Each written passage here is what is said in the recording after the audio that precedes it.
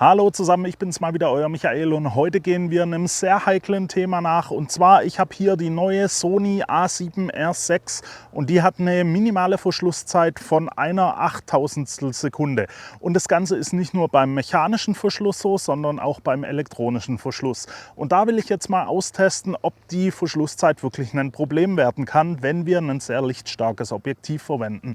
Ich habe hier das Sony 50 mm 1.2, also wirklich ein lichtstarkes Objektiv mit einer 1,2er Blende. Ihr seht es hier vielleicht so ein bisschen, wir haben wechselnde Bedingungen. Jetzt gerade stehe ich ein bisschen mehr so im Schatten. Es wird gleich aber die Sonne rauskommen, wenn wir hier so die Wolken sehen. Und da werde ich euch jetzt mal zeigen, mit der Sarah hier im Hintergrund, ich werde da ein paar Bilder machen, die ist hell gekleidet, wird also alles insgesamt so ein bisschen heller belichtet sein.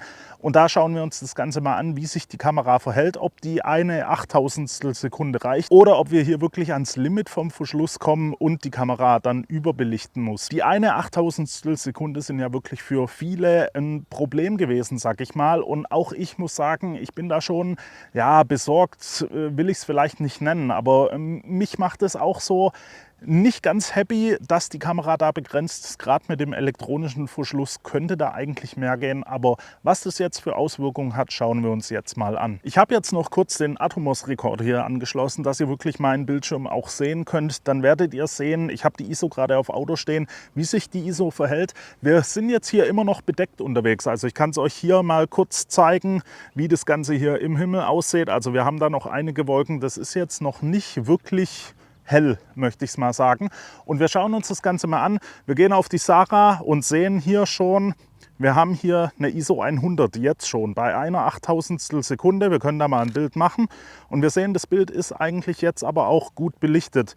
Ich kann da mal kurz das Histogramm einschalten. Also das sieht noch relativ verwertbar aus. Jetzt schauen wir gleich mal, wie sich das Ganze verhält, wenn da oben die Sonne rauskommt. Also jetzt kommt so langsam die Sonne dann mal ein bisschen raus. Wir sehen es auch da oben. Wir haben zwar immer noch diffuses Licht durch die Wolken, aber es wird schon heller und wir sehen es auch am Histogramm. Wie ihr sehen könnt, wir haben jetzt hier die Sonne draußen, die Wolken verschieben sich. Wir haben jetzt hier wirklich die Helligkeit. Wir sind bei 1,2 in der Blende, eine Achttausendstel Sekunde und haben jetzt hier wirklich das Ding, dass wir bei ISO 100 sind und die Kamera zeigt es auch schon an, die ist ungefähr eine Stufe überbelichtet. Das wird jetzt in der Nachbearbeitung nachher kein Problem sein.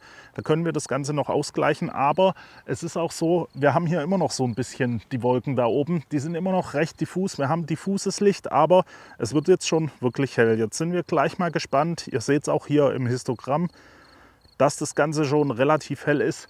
Jetzt kommt die Sonne richtig raus und jetzt gehen wir hier in die Überbelichtung. Ich mache da mal noch mal ein paar Bilder und wir schauen uns das Ganze mal an. Jetzt können wir da mit der ISO mal auf 50 runtergehen, aber auch da ist es schon wirklich hell. Auto-ISO, die hängt natürlich bei ISO 100. Gehen wieder auf ISO 100 fest und sehen in der Belichtung eine Stufe zu hell. Das lässt sich dann noch retten, aber ist natürlich schon hell. Ja, aber so weit, so schlimm sieht es eigentlich erstmal noch gar nicht aus. Nichts, was man nicht retten könnte. Aber jetzt sind die Wolken wieder da.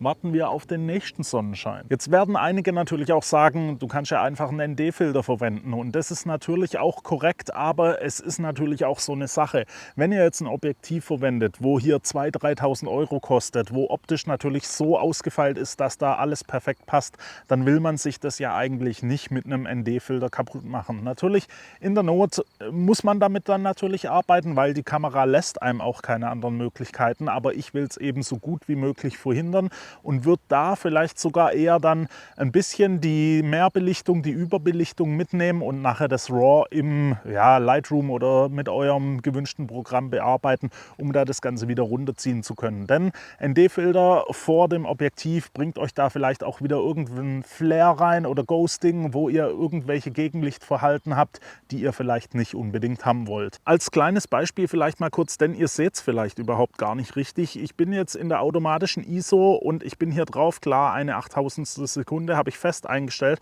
Ihr seht jetzt mal, wenn ich abblende, wie die Kamera die Helligkeit überhaupt einstellen würde. Also das ist schon wirklich deutlich dunkler, wie jetzt hier Zweierblende. Dann sind wir da irgendwo bei ISO 200 schon.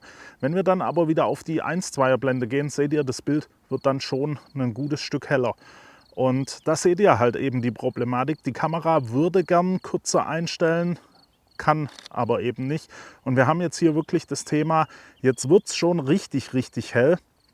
Und jetzt seht ihr, das Ding ist hier komplett hell. Wenn wir abblenden, seht ihr mal, was da wirklich an Details, ja, nicht flöten geht. Aber gerade im Jackett sehen wir eben, das ist auch nicht weiß. Das ist mehr so cremefarben, eierschalenmäßig und sollte eigentlich nicht ganz so hell aussehen, wie es jetzt hier eben in dem Sonnenschein tut. Wenn wir hier jetzt nochmal auf die ISO festgehen, dann wird uns ja die Belichtungsanzeige angezeigt, 0,7, 1,3.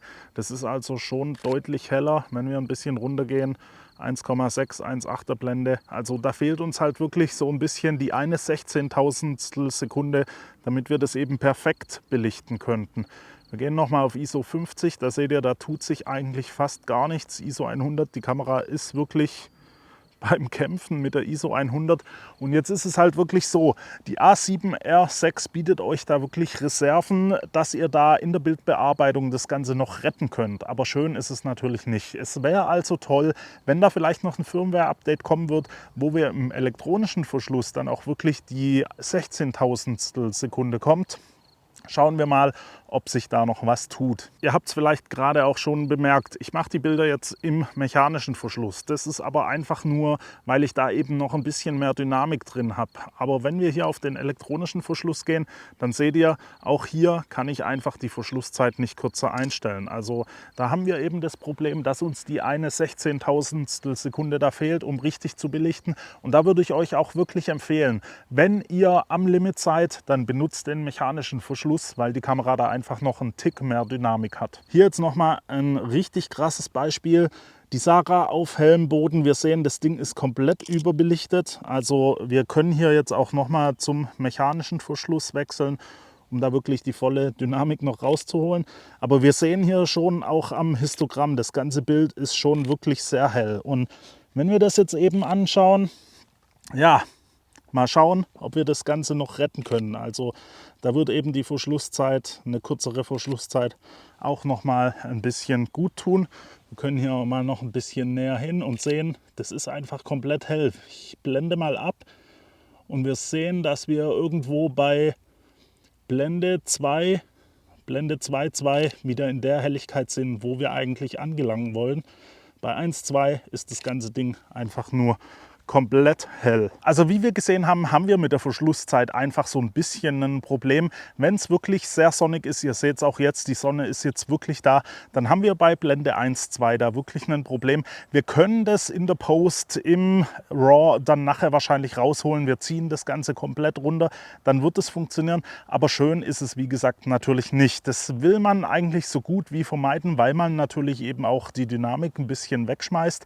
Es wäre einfach schön, wenn da noch ein Update kommt würde. Aber es ist ja auch so, man wird natürlich nicht immer mit Blende 1,2 arbeiten. Das macht man dann schon wirklich eher im Bereich von einem Ganzkörperporträt oder wenn man vielleicht mal so ein paar Details haben will. Und dann muss natürlich auch die Sonne auch erstmal da sein. Aber im Sommer oder wenn ihr im Urlaub seid oder so und dann vielleicht sogar 35:1,2 oder so verwendet, da kann das schon eher ein ganz großes Problem werden und ihr müsst auf jeden Fall bearbeiten. Also ihr könnt da dann kein JPEG aus der Kamera rausnehmen, weil das wird einfach viel zu hell sein. Ich hoffe, das Video hat euch gefallen. Wenn es denn so war, lasst mir doch mal ein Like da, abonniert den Kanal für weitere Videos und wenn ihr Fragen oder Anregungen habt oder wenn ihr vielleicht was dazu sagen wollt zu dem Thema, dann schreibt es doch einfach mal in die Kommentare und dann gucken wir mal, was dabei so rauskommt. Ich hoffe, wir sehen uns beim nächsten Mal wieder. Bis dahin wünsche ich euch eine gute Zeit. Ciao.